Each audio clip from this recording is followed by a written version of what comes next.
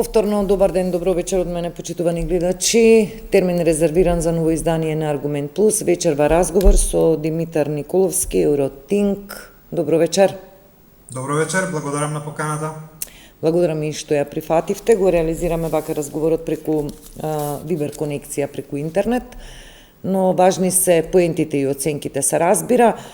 Димитар, фон дер Лајен веќе ги привршува средбите во Скопје. Во моментов мислам дека е во председателската вила или можеби во парламентот на средба со председателот на собранието Гаши, со што ја заокружува и турнијата, како велиме, дипломатската турнеја на земјите од Западен Балкан. Пред околу еден час и половина заврши средбата, тетатет средба со премиерот Мицкоски. Моето прво прашање, веројатно ова е подолго време планирана обиколка на земјите од Западен Балкан, но еве кај нас се случува во очи на првиот одлучувачки избор за локалните избори, по завршени локални избори нели на Косово, и Косово беше дел од таа агенда. Случајна или можеби секогаш ваквите дипломатски маневри имаат некоја позадина, кријат некоја позадина. Како оваа посета? Да, ова е редовна средба, тоест посета од пред околу една година беше претходната посета на фон дер Лајен овде, исто така беше турнеја. Не мора да значи дека е конкретно заради изборите. Меѓутоа едноставно можеби навистина така се погодил моментот сега да се случи заради агендата на фон дер Лајен. Да, веројатно е тоа така, но еве сепак кажувам дека е нели во период кога го очекуваме првиот изборен круг. Ајде сега да прашам, малку ќе проанализираме што може таа да како прашања да ги отвори нели позади и внатре во кабинетите на тетатет средбите. Официјално се вели дека главната тема се евроинтеграциите, да се прати сигнал на земјите од Западен Балкан дека евроинтегративниот процес воопшто не е запрен и не е во застој како што тврдат одредени нели аналитичари и анализи, напротив, и да малку потурне околу реализација на проекти за планот за раст. Посетата ја започна од Албанија. Една интересна изјава имаше таму. Албанија се очекува да ги затвори поглавијата до 2027 година. Не случајно веројатно ја започна посетата од Албанија. Да, затоа што таа е моментално најдобрата приказна која имаме на Западниот Балкан во однос на европските интеграции.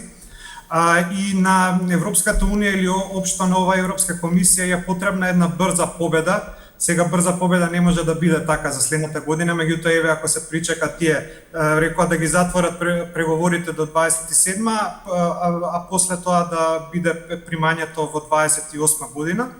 Значи најверојатно сакаше да прикаже еден успех во однесувањето на Европската унија во однос на Западниот Балкан и поради тоа почна токму од најуспешната или најатрактивната држава моментално што се однесува во овие прашања. Сега вака, во пресрет на таа тетатет средба со премиерот вчера кажа дека очекува дека двете страни ќе ги реафирмираат позициите, дека стратешка цел на нашата држава се европските интеграции. Но при тоа премиерот вели, ќе го повторам нашиот став, владата повеќе нема намера да губи од достоинството и од образот на тој пат кон Европската унија. Прецизно и експлицитно посочувајќи дека сега на потек е нешто што треба да го испорача Европската унија, веројатно форма на некоја гаранција, за да можеме да ги деблокираме оние разговори со Софија. Да, значи се очекува некаков предлог од Европската унија за ние да излеземе од нашиот застој. Мислам дека тоа е проблематично само по себе, поради тоа што нашата влада неколку пати проба да најде некои креативни решенија за тоа, дали со одложено дејство, дали некакви гаранции, меѓутоа немаше некој конкретен предлог, да го кажеме црно на бело како документ, ова се нашите позиции и очекуваме вие да ги прифатите на некој начин, или ајде да преговараме врз основа на овие позиции. Мислам дека тука фон дер Лајен не може многу да помогне. Гледаме дека нема премногу симпатија барем во јавните односи, тоест кога има јавни изјави од страна на представници на Европската Унија за нашата позиција. Можеби за затворени врати тие имаат симпатии и не разбираат нас, меѓутоа кога се зборува во јавност, тоа не е така. Значи ние мораме да покажеме некоја позиција. Се надевам дека премиерот во таа средба дал некои конкретни предлози како да се надмине ова, а да не се тие така само општи, како што ни требаат гаранции. Туку да се побара какви конкретни гаранции, што значат тие гаранции. Да, но Димитар, сега внимателно ве следам во одговорот и вие велите премиерот дал. Јас колку што сватив, веќе нашата позиција на владата се позиционира дека очекува и дека смета дека сега на потек е Европската Унија. Нашите позиции како став на влада, зборувам како став на држава, се јасни, па дури денеска тоа го вели и председателката Гордана Силјановска-Давкова, вели очекувам креативни решенија што ќе ги донесе фон дер Лајен нама овде во Скопје. Да, јас тоа го разбирам, но повторно кажувам дека тие треба да дојдат од нас, затоа што ние сме тие кои во овој момент го создаваме нашиот проблем. Значи, Европската Унија не создава проблем за нас, ние создаваме проблем во односите со Европската Унија поради нашите интереси како што е зацртано од страна на програмата на владата. Меѓутоа тој излез, мислам дека тие нема да ни го понудат нас, доколку ние самите не понудиме нешто што тие би го прифатили или би го преговарали. Добро, вака една оценка да ве прашам, уставниве измени ги зборуваме, но не ги зборуваме толку многу, не ги експонираме од летото па наваму, бидејќи се концентриравме нели на локалните избори, а тие не се баш нешто добра тема за разговор. Колку се оддалечивме од тој процес, од таа нарација околу уставните измени и проблемот што го имаме со Бугарија. Колку ЕУ интеграциите ни стануваат се подалечни или можеби поблиски во овие моменти? Како веќе дефинирате, во каква позиција сега се наоѓаме кога зборуваме за евроинтеграцијата? Оваа посета на фон дер Лајен, самите рековте, веќе е претходно закажана, таа не може да не заобиколи, ние сме активна земја која што така е на чекор пред вратите на Европската Унија, но што де факто и де јуре се случува со нашите европски интеграции во моментов? Па добро, единствената игра во градот, како се вели only game in town, е реформската агенда и планот за раст. Значи, во однос на тоа, испорачуваме некакви резултати. Мислам дека во однос на другите држави на Западниот Балкан имаме најдобар скор, иако и тоа е доста ниска реализација на зацртаните цели, барем според последните оценки. Така да, во однос на секако на отворање на преговорите, мислам дека има еден замор кај сите, и кај јавноста, и кај политичките партии, и кај владата, во однос на ова прашање, затоа што никој не отстапува од позициите и само се чека нешто да се случи, некој од некаде да донесе некој предлог, а до тоа не доаѓа. Дури имавме една резолуција во Бугарија, во бугарското собрание, каде изјавија со огромен консензус дека нема да отстапат од она што е зацртано во преговарачката рамка. Значи, тие се имаат вкопано во темелите, во рововите, тоест на некој начин, во однос на промена на преговарачката рамка, дека тие не би прифатиле такво нешто, тоест дека ветото нема да дојде надвор од она што е веќе прифатено во преговарачката рамка. Меѓутоа, тоа е, би рекол, недоволно за нас, недоволна гаранција за нашата позиција, и така да сега се зборува многу повеќе за планот за раст, отколку за самата интеграција. Има, како што реков, замореност кај јавноста, дури и се појавува еден цинизам кај јавноста, дека всушност и никогаш нема да влеземе ние и дека џабе се мачиме или џабе дека ќе правиме било какви концесии или уште жртви, како што правевме досега. Дали ова значи дека ние како држава, например, декларативно ќе останеме проевропски, но трасата ќе ни биде таа и образложението пред самите себе, ние се вртиме кон домашните реформи, тоа што е како европски фондови ќе можеме да користиме, сме дел од тој пакет план за раст, а во меѓувреме ќе гледаме, например, Албанија како ги затвора поглавијата и како се европеизира по различни основи, па и економски би кажала. Па многу е возможно да е такво сценариото. Исто така да не заборавиме дека во Европската унија сега се повеќе има дискусии околу промената на правилата за надворешната политика, да се напушти таа едногласност, консензусот во однос на одлучувањето.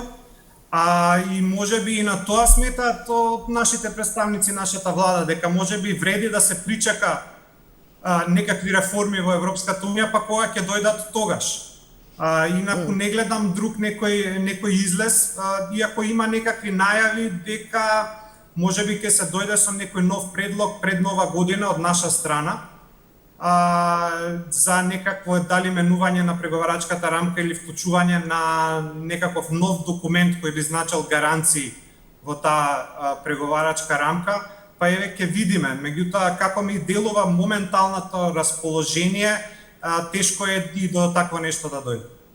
Да, ако внатрешните позиции малку подоцна го спомнавте, она што се стави како тема квалификувано мнозинство за гласање, но тоа колку што сватив од тие првични информации од Брисел, тоа ќе важи за самиот процес на пристапување, одлуки при пристапувањето, но не и за самиот чин на пристапување. Конечната одлука повторно треба да биде едногласна за некоја нова земја членка на Европската Унија. Па од тука моето прашање колку ние можеме да се подпираме на ова сценарио за се промени начинот и што по тоа второ прашање, тој начин на промена во гласањето, моделот на гласање, ќе значи за нас во моменталнава позиција. Димитар, дома еве избори веќе ги завршиме. Кошта, мислам, во една прилика неодамна пред недела две изјави дека очекува дека по завршување на изборниот процес во Македонија, очекува некој рестартирање, обновување на релациите Софија-Скопје, се надева дека ќе се деблокира тој процес. Дали навистина постизборно можеме да очекуваме или можеби се препознаваат некои сигнали, зборувам кај домашната политичка сцена, за деблокирање на тие процеси? Вака, сигнали јас не гледам многу, но како што реков, можно да се случи некој нов момент за кој не верувам дека ќе направи пробив. Од бугарска страна исто така не гледам некоја поголема волја да се разговара повеќе од овие прашања. Мислам дека тие остануваат на позициите на кои беа. Сега што се однесува на нашата внатрешна политика, мислам дека ќе бидеме многу повеќе сконцентрирани токму на тоа постизборниот период, дали ќе се случуваат, се зборувајте за можни предвремени избори, дали ќе дојде до тоа или не, јас не знам, ќе зависи многу од резултатите, но може тоа да ги искомплицира сите овие процеси. Да, може да ги искомплицира процесите, сепак таа нарација дека се уште се живи процесите за евроинтеграција на Македонија остануваат, но ќе видиме постизборно. Сакам да прашам еве политички. Уставните измени се покажаа дека се тежок процес, кој не можеше да го истурка ниту претходната владеачка гарнитура со сета, еве да кажеме, отворена поддршка од меѓународната заедница. Дали сметаш, бидејќи се заговарат различни сценарија после изборите, од предвремени избори до некоја, како беше, не експертска, туку поширока коалиција владина, во која ќе влезат најголемите партии и лидери во државата и сите тие заедно ќе дадат согласност за процес за уставни измени. Дали сметаш дека сепак овој процес може да го спроведе само една владеачка гарнитура и дека на крајот, или пак дека на крајот ќе бидат соочени политичките клучните играчи на политиките во Македонија, да седнат на иста маса и да ја видиме таа реприза, еве да кажеме, на Охридскиот рамковен договор, например. Па така, некоја делење на жртвата, или делење на жртвата помеѓу повеќе политички чинители, јас мислам дека нема да дојде до тоа, поради големиот влог кој ВМРО ДПМН го има во овој процес, а тука би ги ставил и знам кои се цврсто против, значи, прифаќање на ваквата преговарачка рамка како што е поставена. Значи, мислам дека не може, а СДСМ знаеме дека и од предходно ги поддржува тие, значи тие немаат многу што да изгубат затоа што тоа е нивната позиција дека треба да се прифатат уставните измени. Така да таква една влада на спас или широка влада, мислам дека нема да го реши проблемот, дека сепак проблемот ќе мора да биде решен помеѓу Скопје и Брисел или помеѓу Скопје и Софија. Прашувам резолуцијата на СДСМ што во ек на изборна кампања беше лиферувана за така наречени црвени линии. Најпрво прашувам дали донесе политичко поентирање или загуба на СДСМ која нели ја носи етикетата на партија според нив државничка, според власта партија која што се обидела да ги продаде и распродаде националните интереси. Оваа резолуција се направи добра проценка за тајмингот за низиното лиферување? Мислам дека беше промашена очекувањето од другата страна. Тајмингот не беше добар, мислам дека не требаше да биде направен во предизборен период, не им донесе многу на СДСМ. Гледаме дека најверојатно те очекуваат дека ќе има некој помек став од страна на владата кога ќе ја примат таа резолуција, ќе ја разгледаат. Меѓутоа беше прилично жесток одговорот од страна па и на претседателката и на премиерот за дека едноставно таа резолуција и дека доаѓа од СДСМ кои веќе ги продале националните интереси. Значи некако се затвори можноста за таа една деполаризација, би ја рекол, која беше всушност таа резолуција беше обид за една таква деполаризација во општеството и споделување на одговорност. Мислам дека е затворен патот за тоа.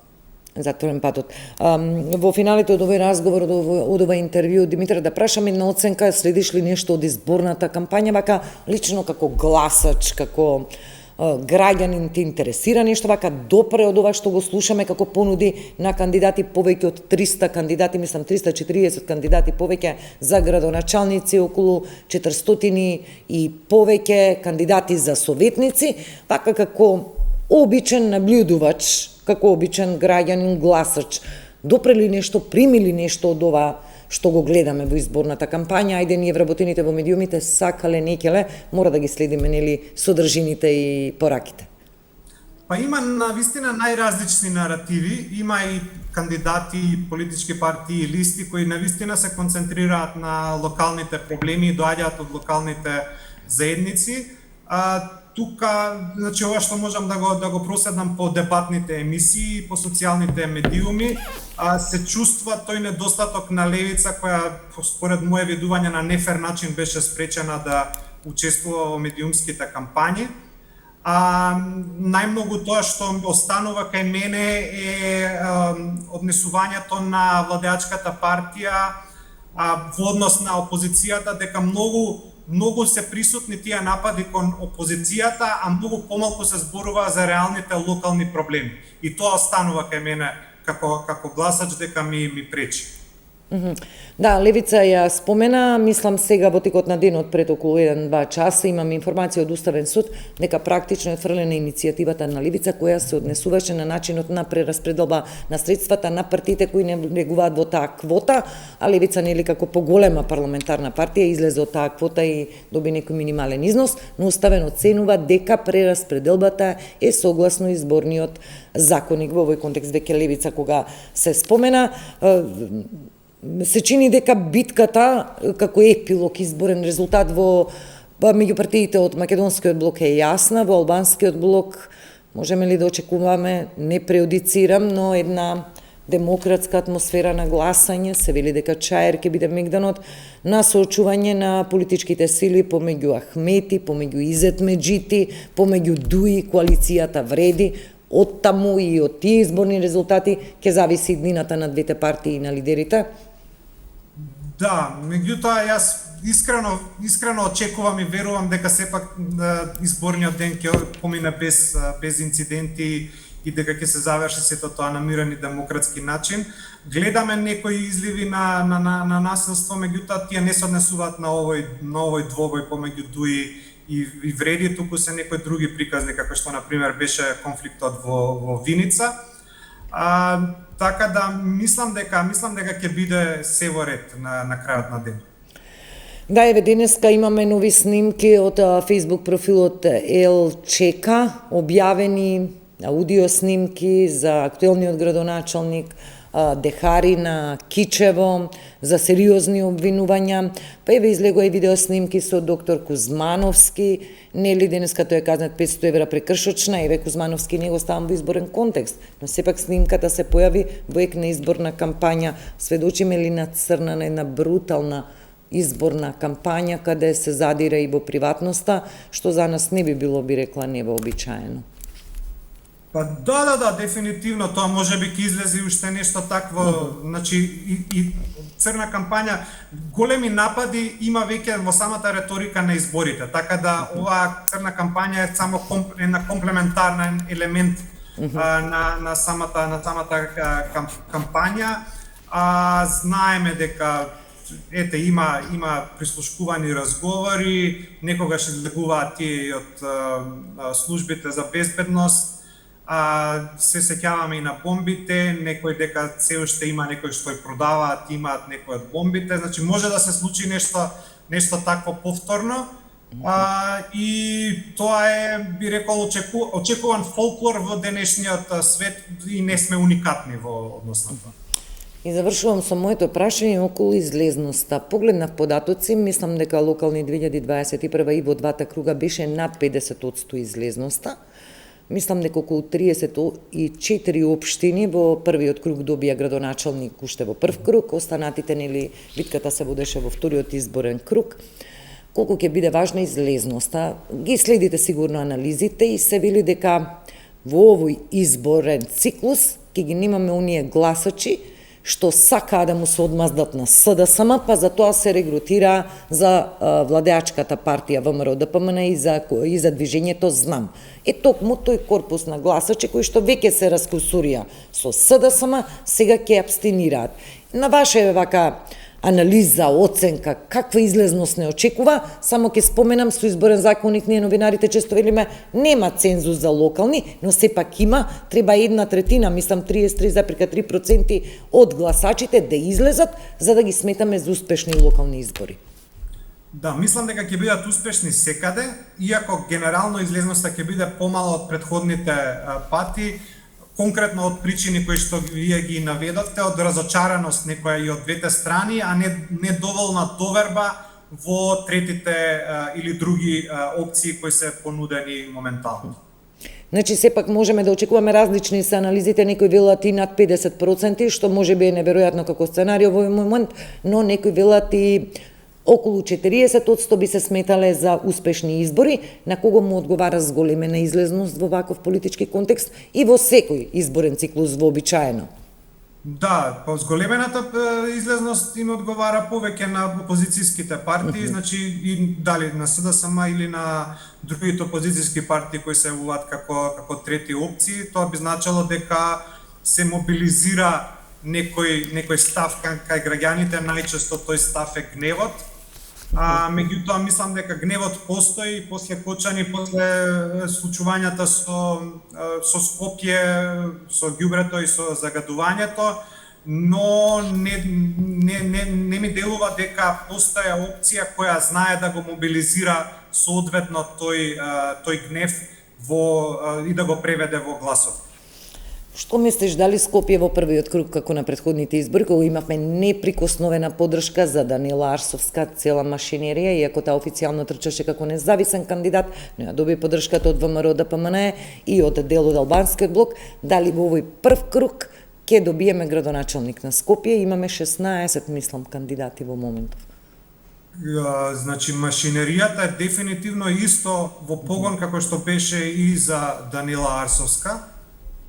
Мислам дека ќе биде блиску, меѓутоа сепак поради бројот на кандидати, поради сепак таа некоја разочараност од случувањата во Скопје, мислам дека нема да успее Орце Георгиевски да го надмине прагот од 50%. Од 50%, сепак тука се сведуваме на оној момент околу стапката на излезност, процентот на излезност што ќе биде, инаку не е невообичаено. Повторно правев анализа, ме интересира бројките, имаме ни општини од локалните избори 21 со по 4-5 кандидати, каде што градоначалникот бил избран уште во првиот изборен круг. Имаме општини каде што излезноста во првиот била 33% и повторно градоначалникот бил избран, зборувам за дуел на двајца кандидати.